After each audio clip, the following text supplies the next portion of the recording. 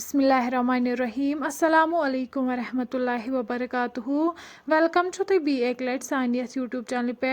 यथ जन नाव छु देसी जायका विद इंशा वीडियो स्टार्ट करने ब्रोट अगर तुम सान चैनल पे नई छो सन यूट्यूब चैनल करो सब्सक्राइब वीडियो करो लाइक तो शेयर बे दीजो पन फीडबैक आज बनाओ दाल तो पालक यमिच रेसिपी बह तुह शेयर कर तो करो वीडियो स्टार्ट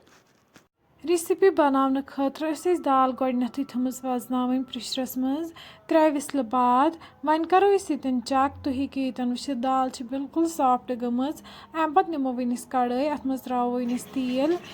युथि गरम गि अत मज त्रो वनिस तेज पत्ता दालचीन सब्ज ٲल तो बड़ ٲल बे रुहन तो गंड असल पे फ्राई कर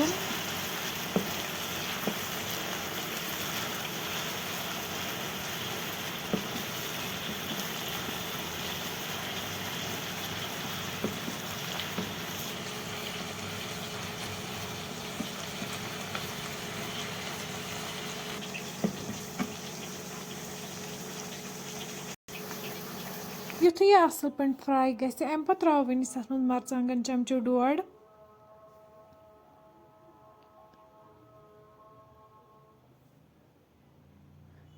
तुम हेकि यन वुचित दाल खतर तड़क बिल्कुल तैयार अम पे निमो वनिस यह दाल वन करो तड़क दाल मज ऐड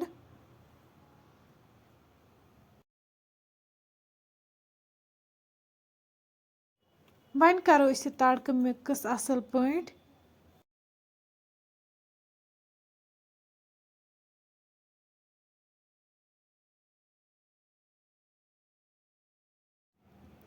अम पे करो वनिस तथ मज पालक ऐड इस गोडनेथै साफ कर थमज पालक तन न्युक न्युक कर थोमुत पालक त करो असल पे मिक्स दाल सत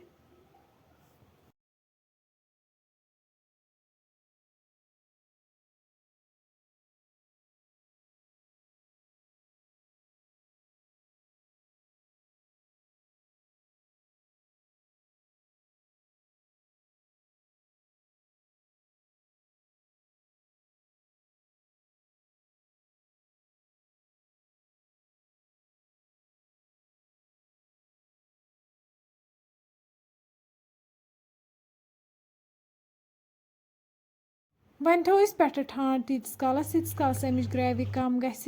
10 मिनट बाद तुलो वन ठाण थोद ग्रेवी बिल्कुल कम गमज अम पे करो वन अत मज ताज़ दान वल ऐड यह करो अत असल पे मिक्स सही रेसिपी बिल्कुल तैयार अम पे करो वन दाल तो पालक गर्मा गर्म सर्व बत सत फ्रेंड्स तुम हेकि वुचित यह सन सिंपल रेसिपी